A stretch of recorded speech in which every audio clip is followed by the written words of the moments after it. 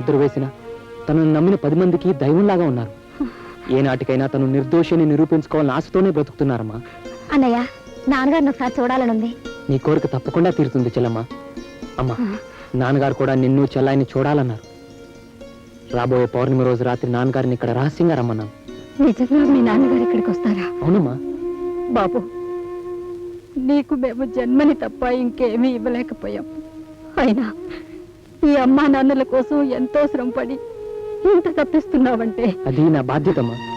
ఈ బాధ్యత పూర్తిగా నెరవేర్చడమే నా జీవిత లక్ష్యం. పదమ్మా. అమ్మా తులసి, ఈరోజు నాకు చాలా సంతోషంగా ఉందమ్మా.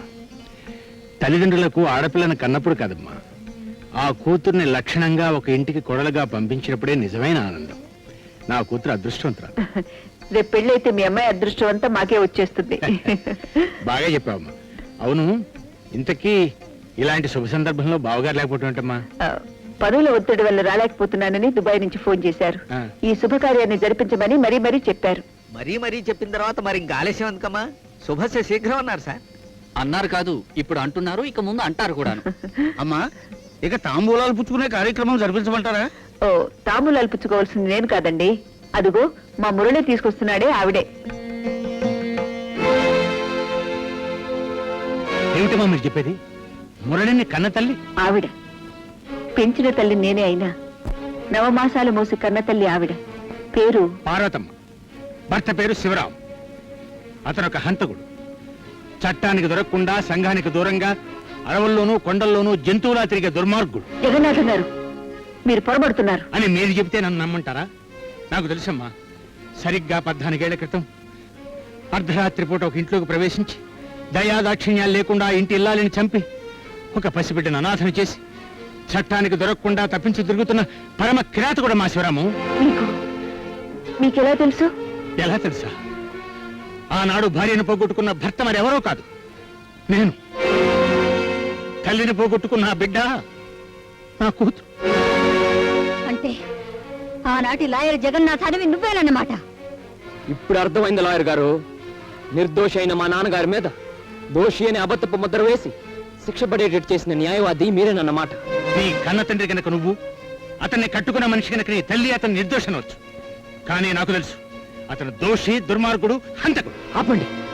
ఒక అమాయకుడిని అన్యాయంగా నేరస్తుడిని చేసిందే గాక అతన్ని నాన్న వాళ్ళ దగ్గర నుంచి దూరం చేసి అడవుల పాలు చేశారు. అతను నిజంగా అమాయకుడి అయితే చట్టం నుంచి పారిపోయి ఉండడు, సమాజం నుంచి దూరంగా దొంగతనంగా బ్రతకడు. చట్టం నిజాన్ని తెలుసుకోలేక వెంటాడి వేధిస్తుంటే ఆ నిజాన్ని బయట పెట్టే దారి లేక దూరంగా వెళ్ళిపోయారు ఆయన. నీ సమాధానాలు సమర్థింపులు నాకు అనవసరం. నా భార్యను చంపిన వాడి ఇంటికి నా కూతుర్ని కోడలుగా పంపడం అసంభవం. నువ్వు ఆ దుర్మార్గుడు కొడుకు అని నాకేమాత్రం అనుమానం వచ్చినా నేను ఇంటి ఛాయలకు కూడా వచ్చి ఉండేవాడు కాదు. అమ్మ రేఖ, పద. నాది తొందరపాటు పొరపాటు ఎవరు చెప్పాల్సిన అవసరం లేదు.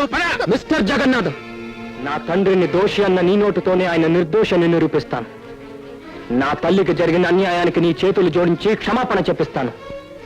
ఆ చేతులతో నేను నా కాళ్ళు కడిగి నీ కూతురు నాకిచ్చి పెళ్లి జరిపేటట్టు చేస్తాను. అప్పుడు నీకు అర్థం అవుతుంది ఆ శివరాం అంటే ఏమిటో, ఆయన కొడుకు అంటే ఏమిటో. గుర్తుంచుకో.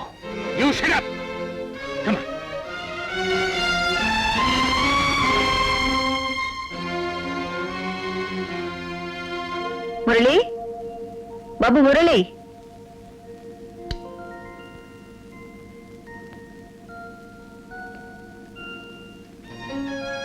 బాబు, ఏమిటిది? ఎందుకు ఆ దిగులు? ఏం చెప్పనమ్మా. కన్న తండ్రి దోషి అని తెలిసి ఆ విషయం నిరూపించుకోలేకపోయానని చెప్పనా? నా తండ్రిని నిందించిన ఆ లాయర్తో నేను చేసిన సవాలు ఎలా నెరవేర్చుకోవాలో తెలియక మదన పడుతున్నానని చెప్పనా? ప్రేమించిన మనిషిని దూరం చేసుకుని మనసు ఆవేదనతో నిండుగా కుమిలిపోతున్నానని చెప్పనా? ఏమని చెప్పను? ఎలా చెప్పను? బాబు, జరిగిన దాని గురించి ఆలోచిస్తూ బాధపడకు. రేఖ నిన్ను నిజంగా ప్రేమించిన మనిషి అయితే నీ కర్తవ్యం పూర్తయ్యే వరకు నీ కోసం ఎదురు చూస్తుంటుంది, నీకు సాయపడుతుంది. అమ్మా. అవును బాబు, మనస్థైర్యాన్ని కూలిపోని మహాశక్తిగా ముందుకు నడిచి నీ లక్ష్యాన్ని నెరవేర్చుకుని అజేయుడు అనిపించుకో బాబు, అజేయుడు అనిపించుకో. ఏమిటమ్మా, నువ్వు ఇంకా భోజనం కూడా చేయలేదట? నాకు తినాలనిపించలేదు. ఈ బాధ, ఈ కోపం ఇదంతా నిశ్చితార్థం తప్పిపోయినదికేనా? కాదు, మురళి కన్న తండ్రి విషయంలో మీరు పొరపాటు పడ్డందుకు. ఆలోచన ఏమాత్రం లేని పసిపిల్లవమ్మ నువ్వు. అందుకే నేను పొరపాటు పడ్డాను అనుకుంటున్నావు, అంతే తప్ప. నాన్న, ఆ శివరాం గారు నేరస్తుడు, దుర్మార్గుడు కాదు. మురళి మీద ఉన్న అభిమానంతో అతని తండ్రిని గురించి నువ్వు అలా మాట్లాడుతున్నావు. వాడు మీ అమ్మను చంపిన హంతకుడు, చట్టం నుంచి తప్పించు తిరుగుతున్న దొంగ. నీకు తెలియదమ్మా, వాడొక నీచుడు. పాపండి అన్న, నీ అర్థం లేని నిందలు. ఒకప్పుడు నిజం తెలుసుకోలేక ఓ మంచి మనిషి మీద నేరస్తుడని ముద్ర వేశారు. కానీ అడవుల్లో దాక్కున్న అతన్ని దైవంలాగా పూజిస్తున్నారు. ఆయన నేరస్తుడు కాదు నాన్న, కాదు. ఈ విషయాలన్నీ నీకెలా తెలుసమ్మా? నా కళ్ళారా చూశాను గనక. రేఖ, నేను మురళితో పాటు అడవిలోకి వెళ్ళాను, ఆయన్ని కలిశాను. అనేక మంది మనుషులతో కొలువున్న ఆ మనిషి గొప్పతనాన్ని తెలుసుకున్నాను. నాన్న, మీరు కూడా ఒకసారి కలిసి మాట్లాడితే ఆయన ఎంత ఉన్నతుడో ఉత్తముడో మీకే అర్థమవుతుంది. హా. మరి తప్పించు తిరిగి ఆ మనిషిని కలుసుకోవడం ఎలాగమ్మా? దానికే ఉంది నాన్న. రేపు పౌర్ణమి నాడు తన భార్యను కలుసుకోవడానికి ఆయన తులసమ్మ గారి ఇంటికి వస్తున్నారా? అప్పుడు మీరు కూడా ఆయన కలుసుకోవచ్చు. భార్యను కలుసుకోవడానికి తులసమ్మ గారింటికి వస్తున్నాడు. ఆ, కలుసుకుంటానమ్మా, తప్పకుండా కలుసుకుంటాను. పద్మ, ఇది అమ్మ మెళ్ళవి. అలాగే పిన్ని. ఎందుకమ్మా తులసి ముస్తాబులన్నీ? అదేమిటక్క అలా అంటావు? నాకేమిటో సిగ్గుగా కూడా ఉంది. ఈ రోజు నీ జీవితంలో ఆనందించవలసిన అతి పవిత్రమైన రోజక్క. ఇన్నేళ్లుగా నువ్వు చేసిన పూజలన్నీ ఫలించిన రోజు. ఈ రోజు నువ్వు మంగళప్రదంగా మహాలక్ష్మిలా ఉండాలక్క. పద్మ, ఆ కుంకుమ ఇలాగు.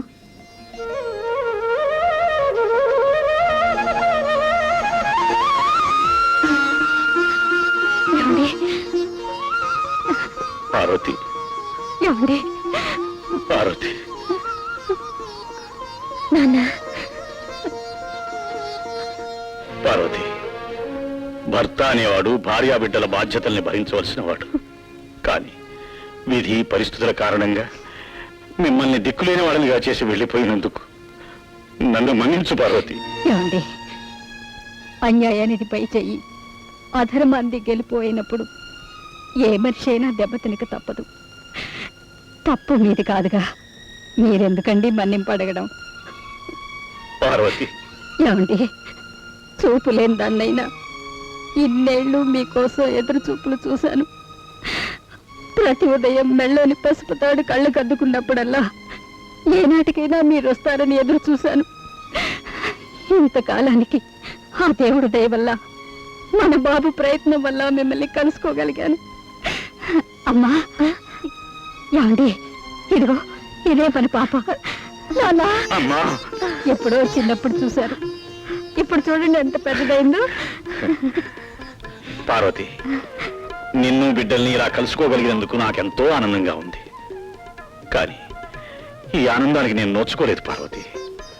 నా నిజాయితీ రుజువయ్యే వరకు నేను మీకు దూరంగా ఉండక తప్పదు. చూడండి, మురళిని పెంచిన తల్లిగా అతని శక్తి సామర్థ్యాల మీద నాకు నమ్మకం ఉంది. అతి త్వరలోనే మిమ్మల్ని నిర్దోషిగా బాబు నిరూపించి తీరుతాడు. అవునా? కన్న తల్లి, పెంచిన తల్లి ఇద్దరు దీవెనలు అందుకున్న నేను తప్పకుండా మిమ్మల్ని లోకం ముందు నిర్దోషిగా నిరూపించి తీరుతాను. నువ్వు నిరూపించిన రోజున చట్టం ఆయన సగౌరవంగా విడుదల చేస్తుంది. ప్రస్తుతం ఆయన నేరస్తుడు, అరెస్ట్ చేయక తప్పదు. ఇన్స్పెక్టర్ రాము. రాము, మా నాన్నగారి గురించి నీకు పూర్తిగా తెలీదు. ఆయన ఉపకారం చేయడం తప్ప అపకారం తలపెట్టని మనిషి ఆయన. నిర్దోషి రాము. పద్మ, చట్టానికి సాక్ష్యాలు ఆధారాలే తప్ప ఆత్మీయుల ఆవేదనలు కావు. మీ నాన్నగారు నేరం చేయలేదని నిరూపించాలే తప్ప ఎంత బతిమాలినా లాభం లేదు. నా మాట కూడా నమ్మవా రాము? పద్మ, ప్రస్తుతం నేను నమ్మేది నా డ్యూటీని, నేను నమ్ముకున్నది నా వృత్తిని. ఐఎమ్ సారీ, ఆయన అరెస్ట్ చేయక తప్పదు. రాము, మురళి, నువ్వు తప్పుకో. బాధ్యత